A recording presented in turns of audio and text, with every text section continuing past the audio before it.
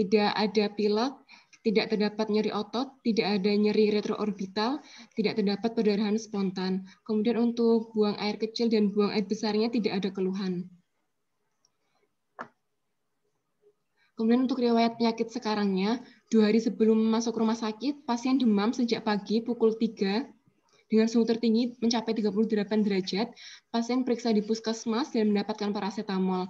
Kemudian 1 hari sebelum masuk rumah sakit, pasien masih demam, dirasakan tiba-tiba tinggi dan tidak turun dengan pemberian paracetamol. Untuk suhu pasien sendiri 39 derajat Celcius. Kemudian pasien periksa di RSPKU Muhammadiyah Bantul pukul 20.00 dan mendapatkan paracetamol, obat imun, dan dilakukan pemeriksaan laboratorium. Dapatkan hasil trombosit 156.000. Untuk 1 hari sebelum masuk rumah sakit ini, pasien mengeluhkan adanya nyeri kepala, namun untuk nyeri otot dan nyeri retroorbital disangkal. Kemudian pada saat hari masuk rumah sakit, pasien merasa demam belum turun. Pada pukul 8.00, periksa ke Puskesmas Pandak 2, kemudian dilakukan pemeriksaan laboratorium dengan hasil angka trombosit 150.000 dan NS2-nya positif. Kemudian pasien dirujuk ke RS Panembahan Senopati. Kemudian untuk riwayat penyakit dahulunya, riwayat dengue fever dan dengue hemorrhagic fever disangkal, kemudian riwayat berpergian keluar kota atau ke daerah endemis malaria juga disangkal. Untuk riwayat infeksi saluran kemih tidak ada, riwayat alergi juga tidak ada, kemudian riwayat batuk lama juga tidak ada, riwayat tekanan darah tinggi tidak ada, riwayat kencing manis tidak ada, tidak terdapat penyakit jantung maupun penyakit ginjal, dan riwayat dirawat di rumah sakit sebelumnya juga tidak ada. Untuk kesannya sendiri, dari riwayat penyakit dahulu ini, tidak terdapat riwayat penyakit dahulu yang berhubungan dengan keluhan pasien saat ini. Kemudian riwayat penyakit keluarga, anggota keluarga tidak ada yang sedang demam, anggota keluarga tidak ada yang sedang batuk pilek, untuk asma, kencing manis, darah tinggi, dan flek disangkal. Kesannya tidak terdapat riwayat penyakit keluarga yang berhubungan dengan penyakit pasien saat ini. Untuk riwayat penyakit sosialnya, tidak terdapat tetangga yang menderita demam berdarah atau demam berdarah dengue. Untuk kesannya sendiri, tidak terdapat riwayat penyakit sosial yang berhubungan dengan penyakit sekarang. Kemudian berikutnya yaitu riwayat sosial ekonomi dan lingkungan, di mana yang pertama yaitu sosialnya. Pasien ini merupakan pekerja buruh harian lepas. Untuk hubungan pasien dengan keluarga dan teman baik. Untuk ekonominya sendiri, pasien bekerja sebagai buruh harian lepas. Untuk lingkungannya, keluarga menempati rumah sendiri. Pasien ini tinggal bersama istrinya. Ruangan di dalam rumah terdiri dari 3 kamar tidur, 1 kamar mandi, dengan WC-nya itu jongkok di dalam rumah, 1 ruang tamu, dan 1 dapur. Untuk sumber air yang digunakan berasal dari sumur, diperuntukkan untuk pasien mandi, cuci baju, dan konsumsi sehari-hari, di mana air diminum setelah dimasak dan terlebih dahulu. Kemudian terdapat genangan air di sekitar rumah, dan terkadang ada jentik nyamuk di bak kamar mandi pasien. Kesannya sendiri yaitu terdapat faktor risiko yang berkaitan dengan penyakit pasien saat ini. Kemudian untuk tanda vitalnya, dari status generalisnya, keadaan umumnya sedang dengan kesadaran kompos mentis. Untuk tanda vitalnya, nadi pasien 80 kali per menit, kuat, reguler, dengan respiration rate-nya 20 kali per menit, suhunya 38 derajat Celcius dengan pengukuran aksila, dengan tekanan darah 100 per 60 mm raksa. Kemudian dari pemeriksaan kepala, untuk kulitnya kuning kecoklatan dengan kelembaban cukup dan tidak terdapat wujud kelainan kulit. Kemudian untuk kepalanya, bentuknya simetris, rambut hitam dan pertumbuhannya merata. Pada pemeriksaan mata, tidak terdapat mata cowong, tidak ada konjungtiva anemis, tidak terdapat sklera iterik, dan tidak ada edem palpebral. Kemudian pada pemeriksaan hidung, bentuknya normal, tidak terdapat nafas cuping hidung, tidak terdapat sekret, dan tidak ada epistaksis. Kemudian pada pemeriksaan mulut, tidak terdapat bibir cyanosis, mukosa mulutnya lembab, dan tidak ada gusi berdarah. Kemudian untuk telinganya, bentuknya normal dan tidak terdapat sekret. Pada pemeriksaan tenggoroknya, uvulanya di tengah, tidak terdapat tonsil maupun faring hiperemis. Kemudian pada pemeriksaan leher, tidak terdapat jejas, tidak terdapat kaku kuduk, dan limfonodi terabat tidak membesar. Kemudian pada pemeriksaan paru, untuk inspeksinya, simetris, tidak terdapat retraksi dan tidak ada deformitas. Pada palpasi tidak terdapat nyeri tekan dan stem fremitus. Kemudian pada perkusinya sonor di seluruh lapang paru. Untuk pemeriksaan auskultasinya suara dasar vesikuler pada seluruh lapang paru, tidak terdapat rongki maupun wheezing. Kemudian pada pemeriksaan jantungnya, untuk inspeksinya ictus cordis tidak tampak pada SIC5. Untuk palpasinya ictus cordisnya kuat angkat. pada perkusi batas jantung kesan tidak membesar. Kemudian pada auskultasi bunyi jantung 1-2-nya intensitasnya normal, reguler dan tidak terdapat bising. Kemudian pada pemeriksaan abdomen, pada inspeksi sejajar dengan dada tidak terdapat tanda peradangan dan distensi. Untuk auskultasi bising ususnya positif, normal. Untuk perkusinya timpani dan tidak terdapat shifting dullness. Untuk palpasinya supel, tidak terdapat nyeri tekan, turgor baik dan elastisitas kulit kembali cepat kurang dari 2 detik. Kemudian untuk hepar dan liannya terdapat tidak membesar. Kemudian pada pemeriksaan ekstremitas, untuk ekstremitas superior di sini akralnya hangat pada superior dextra dan sinistra dan tidak terdapat edema. Begitu pula pada ekstremitas inferior, akral hangat dan tidak terdapat edem. Kemudian untuk kesimpulan dari pemeriksaan fisiknya di sini tidak terdapat kelainan pada kepala, leher, toraks, abdomen maupun ekstremitas. Kemudian di sini didapatkan hasil pemeriksaan darah rutin, yaitu untuk hematologinya ada trombosit 114, jadi sebelumnya 156.000, kemudian 150.000, kemudian diperiksa lagi ini 114.000. Dengan hematokrit 42,8%. Untuk pemeriksaan fungsi hatinya di sini SGOT-nya 26 dan SGPT-nya 19. Kemudian untuk homeostasisnya di sini PPT-nya 12,6. APTT-nya 45,8, kontrol PPT-nya 14,3, dengan kontrol APTT-nya 34,9, didapatkan IgM anti-dengue-nya positif dan IgG anti-dengue-nya positif. Kemudian di sini adalah hasil pemantauan nilai trombosit dan hematokrit sejak pasien dirawat di Bangsal. Jadi pada tanggal 17 Desember 2020, ini pasien datang, didapatkan angka trombositnya ini 114.000 dengan hematokritnya 42,8. Kemudian hari berikutnya trombositnya ini turun menjadi 100.000 dengan hematokrit 38,9. Kemudian diperiksa lagi 76.000 dengan hematokrit 38,1%. Kemudian turun lagi menjadi 54.000 dengan hematokrit 40%. Kemudian pada hari berikutnya, tanggal 19 Desember 2020, angka trombosit pasien ini mencapai 50.000 dengan hematokritnya 42%. Pada pukul 13.14 ini turun lagi menjadi 20.000 dengan hematokrit 41,1%. Kemudian turun menjadi kemudian 20.000 dan hematokritnya ini meningkat 44,3%. Kemudian pada tanggal 20 Desember 2020, angka trombosit ini turun lagi menjadi 10.000 dengan hematokrit 44%. Kemudian trombositnya ini turun lagi menjadi 8.000 dengan hematokrit 41,7%. Kemudian trombositnya ini mulai naik menjadi 14.000 dengan hematokrit 40,1%.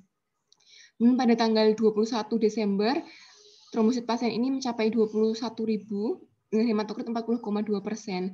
Kemudian pada tanggal 22 Desember 2020, pasien mencapai 51.000 angka trombositnya dengan hematokrit 40,2%. Pasien diizinkan pulang pada tanggal 22 Desember 2020 ketika mencapai trombosit 51.000 ini. Kemudian dilakukan pemeriksaan sebelum pulang dan dapatkan trombositnya ini mencapai 98.000 dengan hematokrit 39,3%. Kemudian untuk peningkatan hematokrit sendiri pada pasien ini sebesar 16,27%.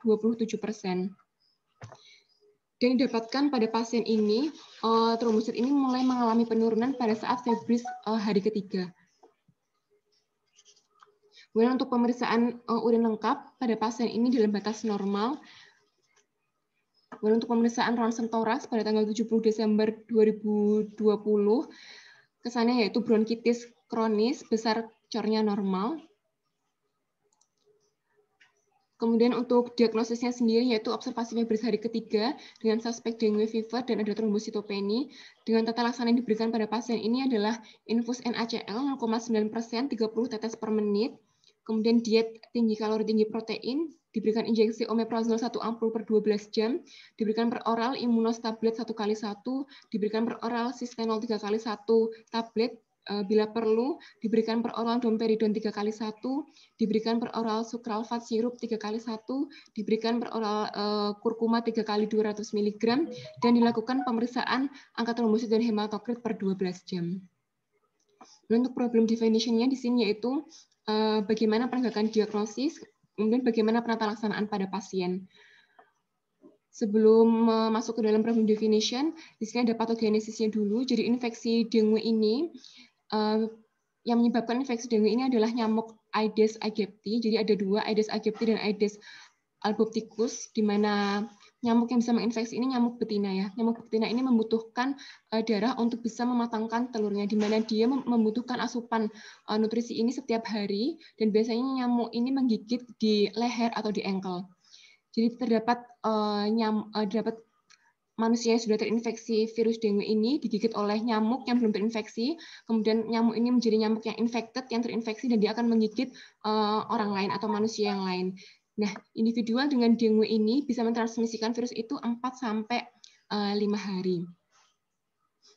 Di mana terdapat sistem organ yang terpengaruh dari infeksi dengue ini terdapat tiga sistem organ, yaitu sistem imun, kemudian liver atau hepa ini, kemudian juga ada lapisan eritrolit pembuluh darah kita. Di mana ketika virus masuk ini, dia akan menginfeksi sel dendrit yang imatur, dia akan mencapai ke limfonodi, di mana di sini monosit dan makrofag ini akan terinfeksi, di mana bisa menyebabkan dua kondisi, di mana yang pertama akan memproduksi dalam jumlah yang besar sitokin ini, kemudian ketika monosit dan makrofag ini terinfeksi, dia ini tidak bisa menahan replikasi virus, sehingga terjadilah peningkatan viral load di sini. Ketika tadi yang pertama peningkatan produksi sitokin dalam jumlah yang besar ini menyebabkan munculnya simptom yang non-spesifik, sedangkan peningkatan viral load ini bisa menyebabkan terjadinya viremia, di mana kerusakan secara langsung pada sumsum tulang ini, pada sel perkusor di sumsum tulang ini menyebabkan terjadinya trombositopeni dan leukopeni, di mana adanya kerusakan pada sel-sel hati juga bisa menyebabkan adanya peningkatan dari SGOT, SGPT.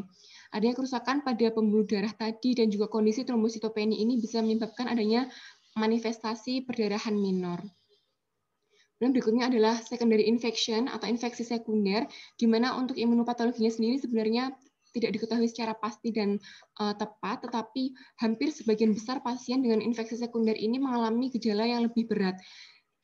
Gejala yang lebih berat karena adanya produksi dari antibodi non-neutralisasi di sini, di mana serotip yang menginfeksi pasien itu antara infeksi yang sekunder dengan infeksi yang primer sebelumnya itu bisa berbeda, di mana nanti protein dari serotip yang baru ini berikatan dengan antibodi. Di sini makrofag dan monositnya itu akan berikatan dengan antibodi untuk bisa menetralkan virus atau serotip yang baru dan menahan infeksinya. Tetapi karena serotipnya itu tadi ini berbeda dengan infeksi sebelumnya, ini makrofag dan monosit ini tidak bisa atau tidak mampu menetralisasi virus yang baru. Kemudian terbentuklah kompleks antigen antibodi di sini, sehingga menyebabkan proliferasi virus ini tidak bisa terdeteksi lagi. Jadi terlalu banyak seperti itu proliferasi virusnya. Di sini akan mengaktifkan komplement dan meningkatkan sitokin tadi dalam jumlah yang besar, di mana ini berdampak pada pembuluh darah kita. Ini disebut dengan antibody dependent enhancement. Kemudian ini adalah perjalanan penyakit dari dengue fever, di mana ada 3 fase. Yang pertama yaitu fase demam atau viremia. Ini pada hari pertama sampai febris hari pertama sampai hari ketiga, di mana di sini biasanya suhu pasien itu tinggi, di sini atau febrile phase ya. Jadi pasiennya itu di sini suhunya itu tinggi, di mana hematokritnya ini masih dalam rentang yang normal, trombositnya itu masih dalam rentang yang normal juga. Kemudian yang kedua yaitu adalah fase kritis atau critical phase, di sini 4-6 hari, di mana demamnya di sini mulai turun dan bisa terdapat tanda-tanda adanya shock dan perdarahan di sini. Di mana pada fase kritis ini mulai muncul adanya trombositopeni, mulai muncul adanya peningkatan hematokrit seperti itu. Kemudian pada fase yang ketiga yaitu fase convalescence atau fase penyembuhan, yaitu 6-10 hari, di mana di sini mulai adanya reabsorpsi dari cairan plasma seperti itu. Kemudian berikutnya yaitu klasifikasi derajat penyakit infeksi virus dengue, di mana yang pertama yaitu adalah demam dengue. Di sini gejalanya demam disertai 2 atau lebih tanda dari sakit kepala, nyeri retroorbital, nyeri mialgia, artralgia, dan dengan laboratorium di sini ada leukopeni, trombositopeni, dan pada demam dengue ini tidak ditemukan bukti kebocoran plasma. Di sini juga disertai serologi dengue positif. Kemudian untuk demam berdarah dengue sendiri ada derajat 1, 2, 3, dan 4, di mana untuk derajat 1-nya di sini gejala di atas tadi, gejala sakit kepala, nyeri retroorbital, mialgia, dan artralgia, ditambah dengan uji benung positif, di mana laboratoriumnya terdapat trombositopeni kurang dari 100.000, dan adanya kebocoran plasma. Kemudian untuk derajat 2-nya sendiri, gejala di atas tadi ditambah perdarahan spontan dengan laboratorium trombositopenia dan adanya kebocoran plasma. Untuk derajat 3 sendiri, di sini gejala di atas ditambah kegagalan sirkulasi, yaitu berupa kulit dingin dan lembab serta gelisah. Dari laboratorium didapatkan trombositopenia dan adanya kebocoran plasma. Untuk derajat 4 didapatkan gejala berupa shock berat disertai dengan tekanan darah dan nadi yang tidak terukur, di mana di sini dari hasil labnya ada trombositopenia dan bukti kebocoran plasma. Untuk derajat 3 dan 4 ini juga disebut dengan sindrom shock dengue. Untuk penegakan diagnosisnya sendiri dari yang pertama dari anamnesis, kemudian ada pemeriksaan fisik dan juga dari pemeriksaan penunjang.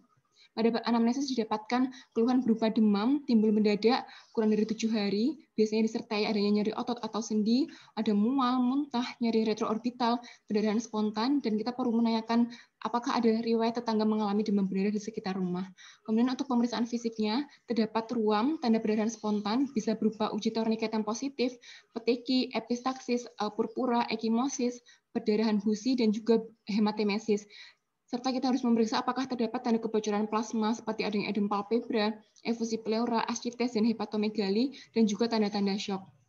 Untuk pemeriksaan penunjangnya sendiri, kita bisa melakukan pemeriksaan laboratorium, didapatkan trombositnya itu turun kurang dari 100.000, biasanya dimulai pada hari ke-3 sampai dengan ke-7, kemudian hematokritnya ini meningkat 20% atau lebih, biasanya terjadi juga penurunan albumin dan peningkatan pada SGOT dan SGPT, di mana bila terdapat efusi pleura ini bisa dilakukan pemeriksaan ronsen toraks RLD atau right lateral dextra, biasanya pada dengue hemorrhagic fever. Kemudian untuk pemeriksaan penunjangnya sendiri, kita bisa memilih NS1. Di sini antigen NS1 ini dideteksi pada saat awal demam hari pertama sampai ke-8 dengan sensitivitas antigen NS1 ini berkisar 63 sampai 93,4% dengan spesifitasnya 100%. Untuk pemeriksaan IgM ini terdeteksi pada hari ke-3 sampai 5 dan meningkat sampai minggu ke-3 dan menghilang setelah 60 sampai 90 hari. Dan untuk IgG-nya sendiri pada infeksi primer muncul pada hari ke-14, pada infeksi sekunder IgG terdeteksi pada hari kedua. Kemudian untuk penata laksanaannya, terdapat 5 protokol pada penata laksanaan DHF maupun DF ini. Yang pertama yaitu protokol yang pertama, keluhan DBD, tadi seperti ada yang sudah disebutkan sebelumnya. Kemudian kita mendapati bila hemoglobin dan hematokrit serta trombositnya itu normal, kita bisa melakukan observasi, kemudian rawat jalan, kita melakukan pemeriksaan hemoglobin, hematokrit, leukosit, dan trombosit per 24 jam. Bila pasien dengan keluhan DBD tadi didapatkan hemoglobin dan hematokritnya itu normal, trombositnya itu berkisar antara 100.000 sampai dengan 150.000, kita bisa melakukan observasi, rawat jalan, periksa hemoglobin dan hematokrit, leukosit, dan trombosit per 24 jam. Bila pasien dengan keluhan, kita mencurigai pasien itu DBD, dengan hemoglobin dan hematokritnya itu normal, tetapi trombositnya itu kurang dari 100.000, kita perlu pertimbangan untuk rawat. Bila pasien dengan keluhan DBD, kemudian hemoglobin, hematokritnya itu meningkat, trombositnya normal atau turun, kita juga perlu untuk dirawat inap seperti itu. Dan untuk protokol berikutnya itu protokol yang kedua. Bila pasien suspek kita curigai demam berdarah dengue, tidak terdapat perdarahan spontan dan masif, juga tidak terdapat shock, kita lihat hemoglobin, hematokritnya itu normal, tapi trombositnya itu kurang dari 100.000, kita berikan infus kristaloid di sini sesuai dengan perhitungan dari berat badan pasien nanti. Kemudian kita periksa hemoglobin, hematokrit, dan trombosit tiap 24 jam. Bila hemoglobin, hematokritnya itu meningkat 10-20% dengan trombositnya itu kurang dari 100.000, kita berikan infus kristaloid dan pantau hemoglobin, hematokrit, dan trombosit itu per 12 jam. Bila kita curiga pasien itu DBD tadi, kemudian kita dapatkan hemoglobin dan hematokrit itu meningkat lebih dari 20% dari pemeriksaan sebelumnya, dengan trombosit itu kurang dari 100.000, kita masuk ke protokol berikutnya nanti dengan pemberian cairan demam berdarah dengan HT meningkat, protokol yang ketiga. Nah, untuk pemberian infus kristaloidnya sendiri di sini ada rumusnya, yaitu 1.500 ditambah 20 dikalikan berat badan dalam kilogram dikurangi 20. Di mana ini volume rumatan untuk pasien ini sesuai dengan berat badannya. Kemudian untuk protokol yang ketiga, ini bila didapatkan terdapat peningkatan hematokrit lebih dari 20%. Pada peningkatan hematokrit lebih dari 20% ini menunjukkan bahwa pasien itu sudah mengalami defisit cairan sebanyak 5%, di mana perlu terapi awal cairan intravena yaitu kristaloid 6-7 mili per kilogram per jam, kemudian nanti dievaluasi 3-4 jam, dilihat apakah ada perbaikan atau tidak. Perbaikan ini ditandai dengan hematokrit dan frekuensi nadinya itu turun, tekanan darahnya itu membaik, produksi urinnya itu meningkat. Nanti ketika terjadi perbaikan, kita kurangi infusnya menjadi 5 mili per kilogram per jam. Bila mengalami perbaikan lagi, kita kurangi lagi menjadi 3 mili per kilogram per jam. Apabila mengalami perbaikan, maka terapi cairan ini dihentikan 24-48 jam.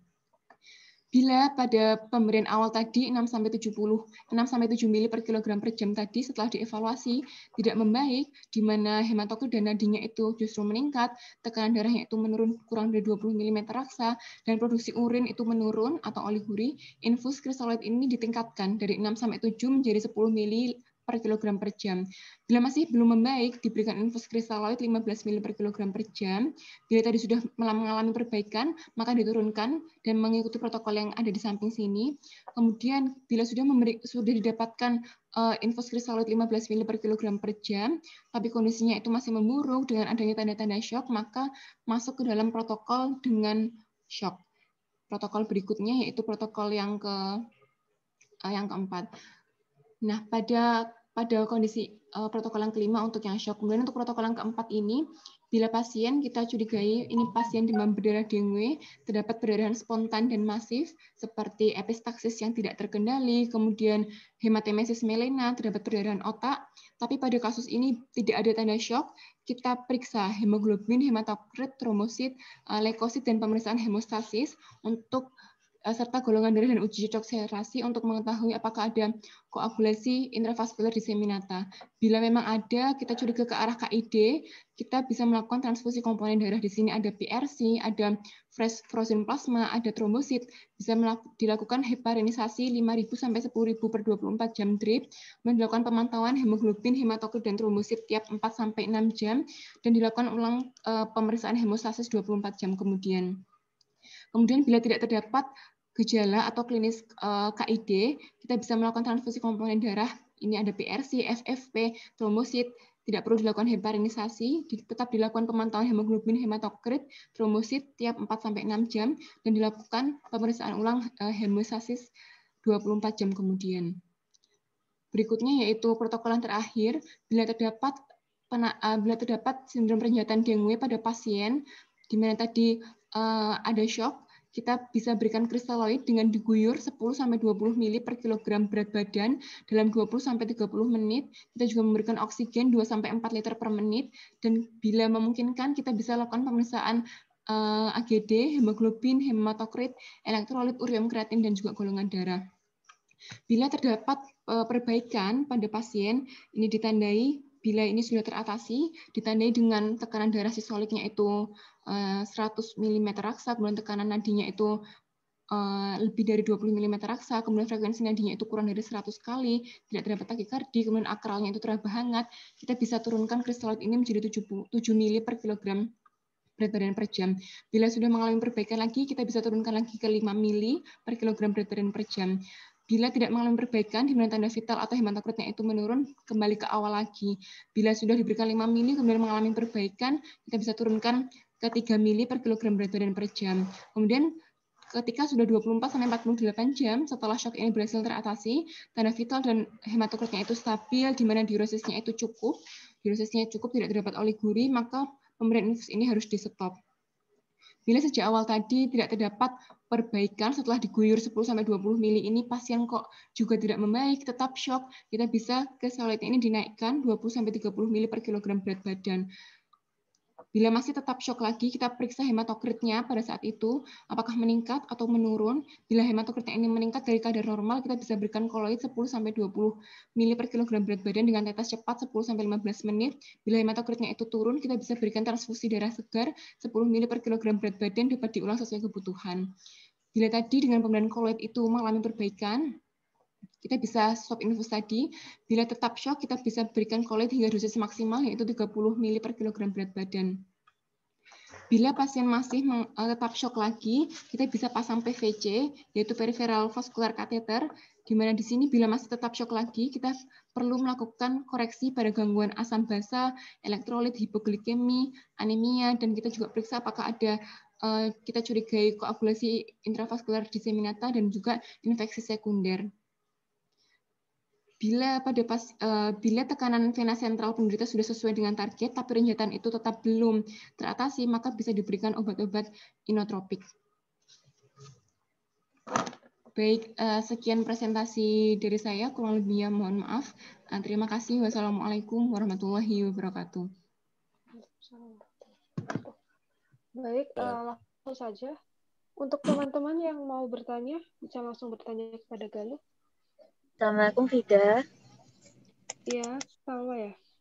Oke, saya mau bertanya kepada Galuh. Kenapa ya pada infeksi sekunder itu kita perlu lebih berhati-hati untuk menangani demam dengue ini? Terima kasih Fida. Baik, langsung saja Galuh untuk menjawab pertanyaan dari Salwa. Ya, baik, terima kasih Salwa pertanyaannya. Jadi saya coba buka kasusnya. Nah, ini jadi pada infeksi sekunder ini memang untuk imunopatologinya sendiri tidak bisa dijelaskan dengan tepat, tapi biasanya pada pasien itu memang klinisnya itu lebih berat daripada infeksi sebelumnya. Jadi infeksi sekunder ini kan infeksi yang kedua, dia sudah pernah terinfeksi yang sebelumnya, infeksi primer, di mana serotipnya ini bisa berbeda dari infeksi sebelumnya. Kenapa bisa lebih berat? Jadi pada pasien dengan infeksi sekunder ini kita perlu berhati-hati dan kita perlu memperhatikan apakah ada tanda shock tadi, kemudian apakah ada tanda plasma leakage seperti itu, karena pasien bisa jatuh dalam keadaan yang lebih berat karena memang antibodi ini tidak bisa berikatan untuk menahan replikasi dari virusnya. Seperti itu, Salwa. Terima kasih Galuh. Apakah menjawab? Ya. Oke. Kemudian Ampun selanjutnya Fida, mungkin terima ada kasih. Oke, salah. Mungkin Galuh bisa teman-teman jelaskan yang enhancement itu ya, loh. Oh, ini dokter. Jadi yang jelas untuk ini gitu. Ya, itu yang penting. Coba dijelaskan lagi, Ben. Jadi ketika ada infeksi sekunder ini, tubuhnya akan memproduksi antibodi yang non-neutralizing, di mana ini akan berikatan dengan surface protein dari serotip yang baru.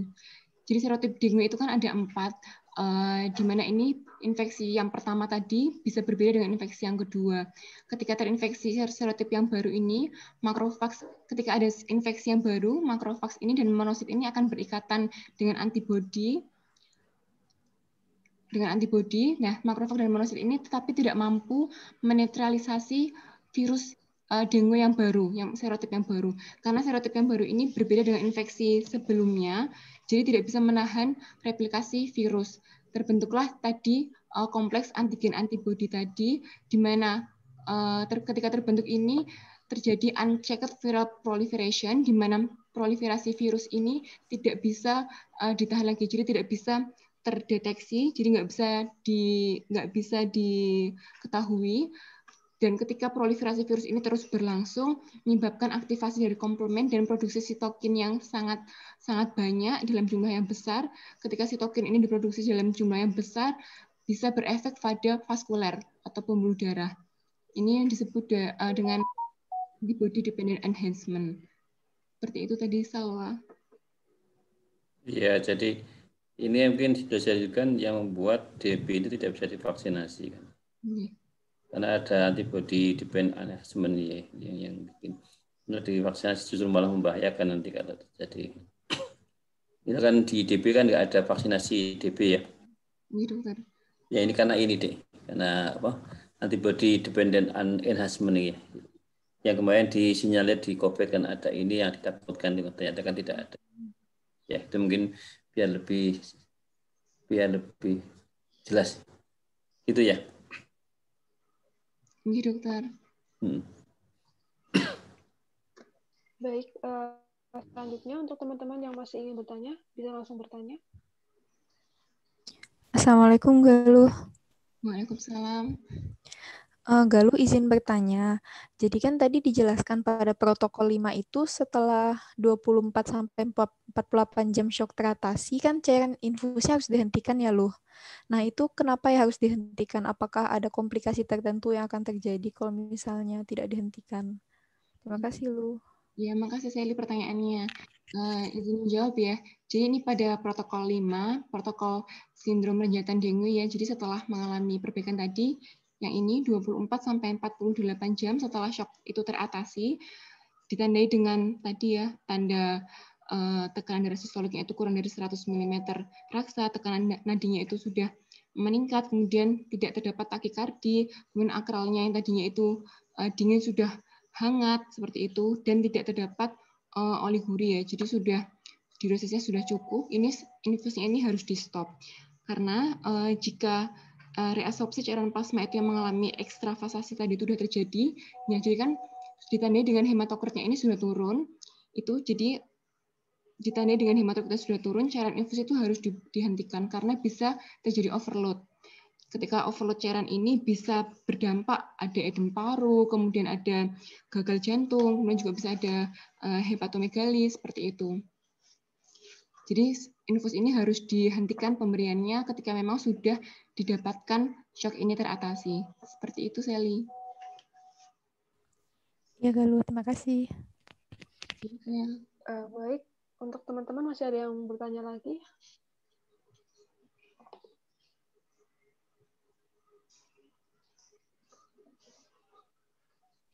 Assalamualaikum, Galuh mau tanya. Ya, Pak. Waalaikumsalam.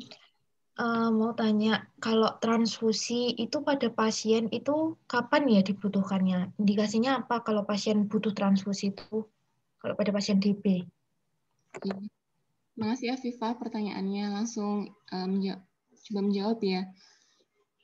Jadi kapan sih transfusi itu perlu dilakukan pada pasien dan indikasinya apa saja? Ini ada di protokol yang keempat, di mana bila kita mendapati pasien demam berdarah, kemudian terdapat adanya perdarahan spontan dan masif. Misalnya itu ada perdarahan hidung atau epistaksis yang tidak terkendali. Kita udah pasang tampon hidung, kita udah coba, tapi tetap ada perdarahan. Kemudian ada perdarahan saluran cerna, hematemesis melena ini, atau hematokezia, kemudian ada perdarahan saluran kencing, hematuri, kemudian juga ada perdarahan otak, atau ada perdarahan tersembunyi lain, yang dia itu perdarahannya itu sebanyak 4-5 mili per kilogram berat badan per jam. Nah, itu bila ada perdarahan masif seperti itu, kita harus berhati-hati karena pasien bisa jatuh dalam kondisi yang shock ya. Kemudian kita perlu mempertimbangkan untuk pemberian transfusi komponen darah. Di sini kita bisa ada opsinya itu ada pemberian packet red cell PRC ini, kemudian ada fresh frozen plasma, ada trombosit seperti itu. Di mana pada pemberian packet red cell ini itu diberikan bila pasien itu hemoglobinnya itu setelah kita cek kurang dari 10 gram per desiliter. Kemudian untuk pemberian fresh frozen plasma ini itu diberikan bila didapatkan defisiensi dari faktor-faktor pembekuan seperti kayak ditandai dengan PT dan APTT-nya itu memanjang kayak gitu. Kemudian kalau kita mau transfusi trombosit itu kita indikasinya pada pasien, ya pasien demam berdarah tadi, kemudian ada perdarahan spontan dan masif, dan setelah kita cek itu, oh ternyata trombositnya itu kurang dari 100.000 seperti itu. Kemudian untuk kita mau pemberian heparin, untuk heparin ini bila didapatkan tanda-tanda dari KID, atau KID itu singkatan dari koagulasi intravaskular diseminata. Seperti itu. Jadi masing-masing ketika kita mau melakukan transfusi, indikasinya itu berbeda-beda antar komponen darahnya. Seperti itu, Fah. Apakah menjawab? Ya, Galuh. Terima kasih ya. Terima kasih, Fah. Baik, teman-teman mungkin ada yang bertanya lagi atau sudah cukup?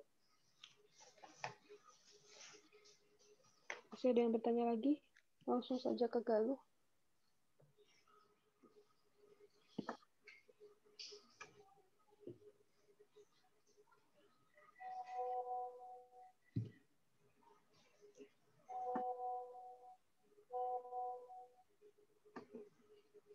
Halo, Assalamualaikum, Galuh dan Wida. Waalaikumsalam. Ya, saya mau bertanya. Iya, Fari. Jadi untuk kasus dengue fever itu kriteria dan juga waktu untuk memulangkan pasien itu kapan ya? Mungkin syarat-syaratnya apa aja, terus ya apa improvement-nya harus seperti apa dari pasiennya seperti itu. Gitu. Ya. Terima kasih. Ya. Terima kasih dari Ibu juga menjawab. Jadi pada pasien dengue fever atau dengue hemorrhagic fever ini, sebelum kita memutuskan untuk memulangkan pasien, kita perlu melihat bagaimana kondisi pasien setelah kita berikan pemberian cairan. Jadi sebelum berpikir tentang kriteria pemulangan itu, kita harus lihat dulu, evaluasi dulu nih pasca resusitasi atau pasca pemberian cairan itu dari urine output-nya seperti apa, kemudian dari heart rate-nya, kemudian apakah ada tanda-tanda overload. Kemudian untuk kriteria pemulangan pasien sendiri, bila pasien itu sudah bebas demam, seenggaknya 24 jam tanpa pemberian antipiretik kayak gitu. Terus udah nafsu makannya tadi yang sempat turun, sudah kembali, nafsu makannya sudah kembali, kemudian ada perbaikan klinis yang nyata, kemudian juga pasien itu produksi urinnya sudah meningkat. Kemudian minimal 2-3 hari berlalu setelah pemulihan dari shock bila memang dia masuk ke dalam sindrom renjatan tadi. Kemudian tidak ada distress pernafasan dan efusi pleura dan tidak ada ascites juga atau tanda kebocoran plasma sudah teratasi. Kemudian kalau dilihat dari laboratoriumnya itu kita bisa memulangkan ketika trombositnya itu sudah lebih dari 50.000. Seperti itu, Fari. Apakah terjawab, Far? Oke, terima kasih Galuh. Terima kasih, Fari. Teman masih ada atau tidak? Kalau tidak, langsung saja ke acara selanjutnya, yaitu dari Dr. Waisu. Monggo, dokter. Ya, terima kasih. Alhamdulillah selesai juga. Saya agak senang ya karena dengan walaupun tapi jenengan bisa membaca lebih banyak tentang penyakit-penyakit yang diajukan ya. Jadi ini cukup baik. Jadi tidak asal membuat sehingga dengan paling tidak minimal satu materi akan kuasai ya, terutama yang maju tutorial ini ya. Jadi tadi cukup baik ya, sudah cukup komplit karena ini kan ngambil dari ya ini ada ya. Iya dokter. Jadi yang lebih-lebihan ya. Aja mungkin yang agak mengganjil transfusi trombosit ini deh ya. Ini yang tahun berapa deh ini?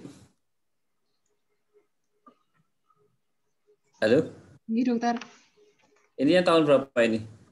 Ini yang tahun yang terakhir dokter, yang terbaru dokter.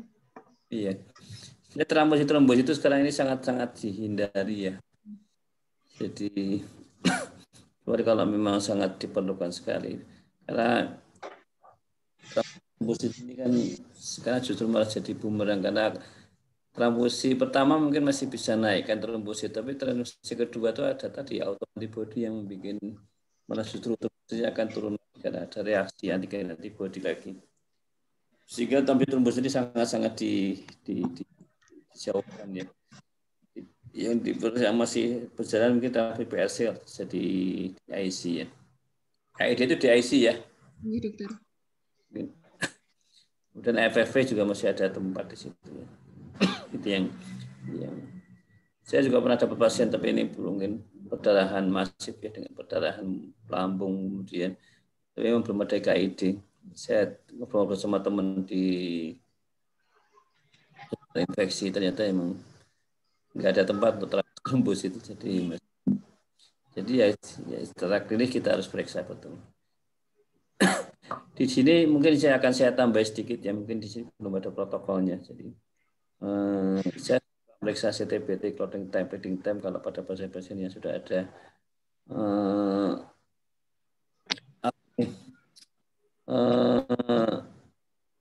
warning sign ya, warning sign. Harusnya itu ditekankan untuk jenengan ya. Oh iya dokter. Warning sign itu kan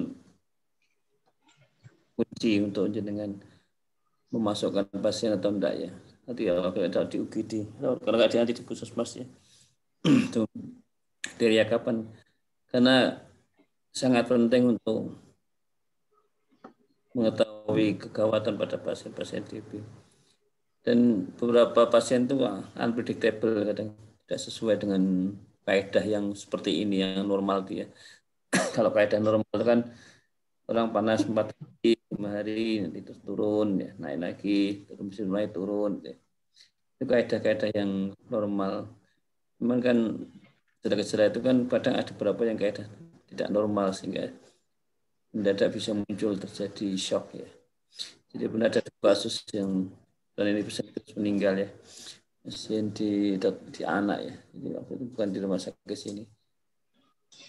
Pasien itu dikasih tahu hari ke-3, 4 trombosit masih di atas 100.000 ya, kondisi masih baik, dan tentunya juga ada pesan-pesan bahwa kalau nanti ada apa-apa langsung ke rumah sakit. Ya, ternyata belum ada sehari sudah datang lagi dengan kondisi yang shock ya, dan ternyata tidak bisa dipasang infus lagi. Akhirnya pasien ini meninggal cepat sekali.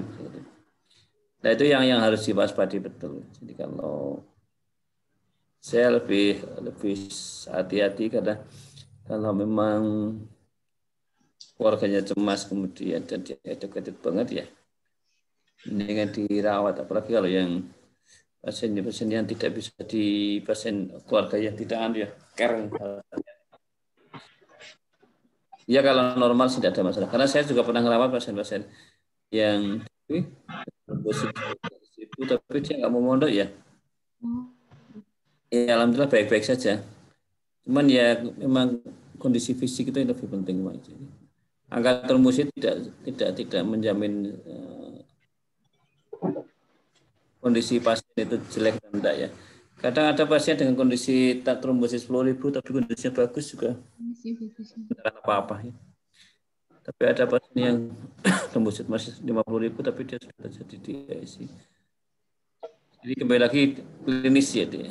Jadi klinis dan klinis ya. Jadi kalau lihat pasien lihat klinisnya bagaimana kondisi masuknya di UGD. Selain anamnesis yang cermat ya. Dan kalau bisa hitung jam ya, panasnya tertuliskan jam berapa mulai panas gitu kan. Kemudian untuk warning sign itu yang harus ditahu Pak di staff. Sudah hafal ya warning sign ya pada pasien TB ya? Ini dokter. Tanda tahu ya. Ya. Saya kira mungkin itu ya. Jadi ya pilihan saya kira infusnya sudah benar ya kristaloid ya. D5 tapi NaCl atau RL monggo silakan pilih aja. Terus yang penting lagi ini harus bisa ngitung tetesannya ya. Nanti para kami ada berapa tetesannya gitu ya, itu yang penting ya. Jadi misalnya kemarin ada PR yang baik gimana ngitungnya? Sudah jadi belum? Yang tetesan yang 2 jam kemarin. Coba si ini ya. Si Novi Novada. Oke, dokter. Bisa ngitungin kemarin? Atau siapa yang tahu coba? Kemarin rumusnya ada yang tahu nggak? Tetesan.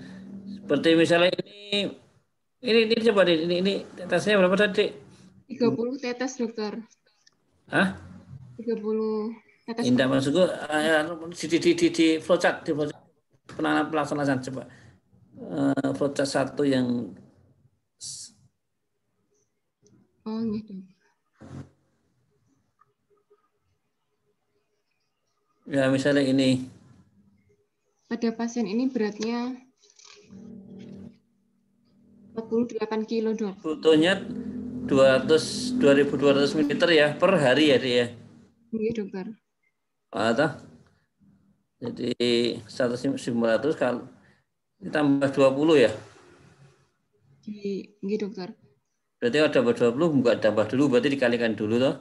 Iya dikalikan dulu. Berarti misalnya ini beratnya berapa? 55.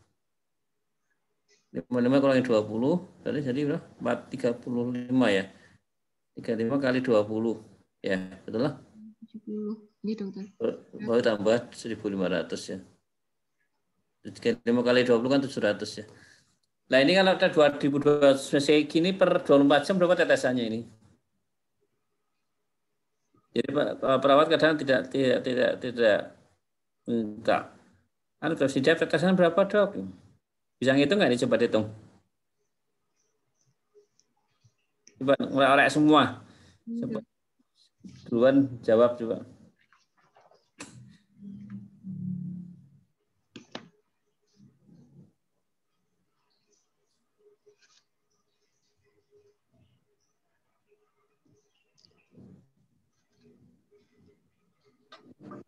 Puluh TPM dokter. Apa?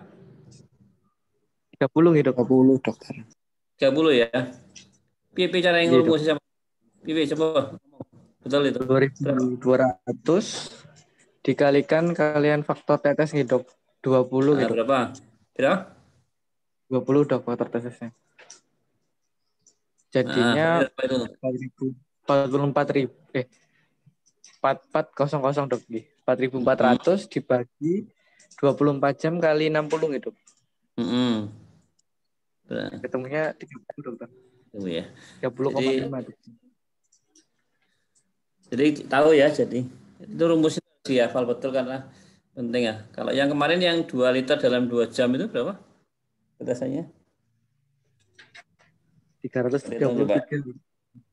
333 ya. Kalau 2 jalur itu berarti satu jalurnya tetesannya 150 cc tetes ya itu ya. Gitu. Jadi kalau satu jalur mungkin nggak cukup tadi. Iya. Iya sudah 2 jalur. Jadi kayaknya jangan bisa ngitung begitu lebih enak ya. Jadi kalau toh ngira-ngira itu rada luwes gitu ya. Ora adoh banget. Main Innova ngitungnya berapa? 30 TPM cuma ya.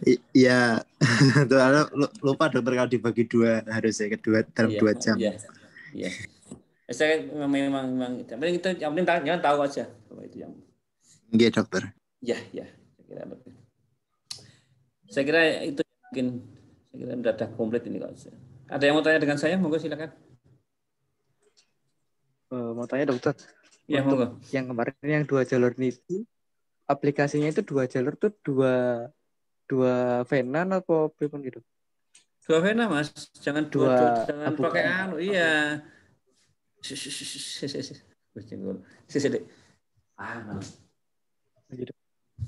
Enggak. Jadi kalau satu jalur sama aja mas. Kalau sudah cairan masuk banyak itu kan kalau dengan misalnya pakai satu jalur ya, 2 infus masuk satu jalur gitu ya. Ini yang masuk ke pembuluh darah kan juga kecil mas. Dipaksa pun juga ini nggak bisa. Seperti gambarannya kayak jalan tol itu ya. Jalan tol 5 masuk jadi 1. Otomatis dia akan menyempit ya. Sehingga jalan yang kanan tetap akan terhambat, mengecil lah mas.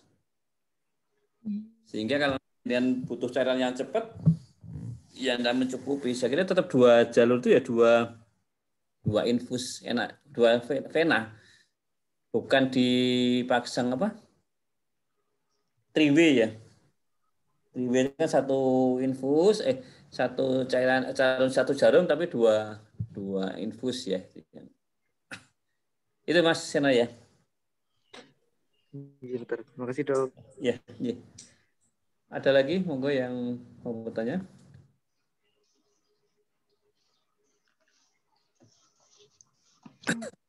Saya kira mungkin sudah cukup. Yang penting jangan ini harus kuasai betul ya. Karena ini makanan jenengan nanti di UGD mesti sering ketemu ya. Diare, di DB ini udah. Nanti berteman dengan lepto ya. Bedanya dengan lepto kan di hal apa? Mungkin tipe panasnya sama jumlah leukositnya itu ya. Kalau leukosit yang pada DB apa pada lepto kan jarang yang normal, jarang yang rendah ya. Saya kira itu mungkin ya. Terima kasih ya. Kalau ada salah-salah saya dan minta maaf. Ya. Dokter ngapunten, ini kan hari terakhir dok wajunya. Izin mengambil gambar foto boleh mboten ya dok? Boleh. Oh iya boleh. Baik teman-teman mungkin persiapan dulu untuk di on cam. Yeah. Ya lu yang foto ya lu. Iya, Fari juga, Far. Aku di handphone. Oh iya. 1, 2, 3.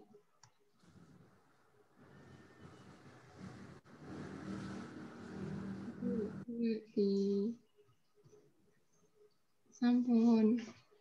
Sampun. Baik, dokter, sampun dok. Ya. Oke. Selamat Semangat ya dokter. Ya. Atas bimbingannya. Ya, sukses selalu ya. Ya, assalamualaikum. Waalaikumsalam warahmatullahi wabarakatuh. Selamat dokter. Ya.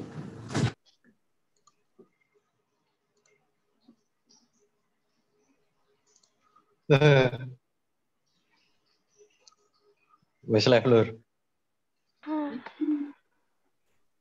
Udah live, guys. Nanti sen. Parkir. Oh, masih bareng. Parkir nanti sen. Kalian di mana nih? Mataku merah ya? Mataku merah. Mataku coklat ya? Mana nih? Untuk festival. Sorry. Oh shit. Ngadi-ngadi. Siva lagi mundur guys. Siva sama Salah Udah mau nyampe nih. Baru Dari nyampe. Dari mana? Tadi ke Dari JCM. JCM. Kemana aja? Ngurus SIM nggak jadi. Tak kira main. Jajan apa, Sa? Main sekalian. Apa? Jajan apa? Ujungnya. Iya, apa lo? Jajan apa? Jajan apa tadi, Chef? Lupa aku. Oh iya, nasi goreng sama mie goreng. Makan di sana? Makan di sana dong. Astagfirullah, ngeri banget. Tadi pengen nonton sekalian, tapi takut COVID-19. All around you. Ngawur Gitu. Salah, jangan. Nonton. Kayaknya nggak jadi. Beritanya habis, guys. Itu bapak siapa sih? Kita tuh makan di food court keren ya, tapi tuh itu bapak siapa sih? Tapi kan food court di JCM tuh sepi banget.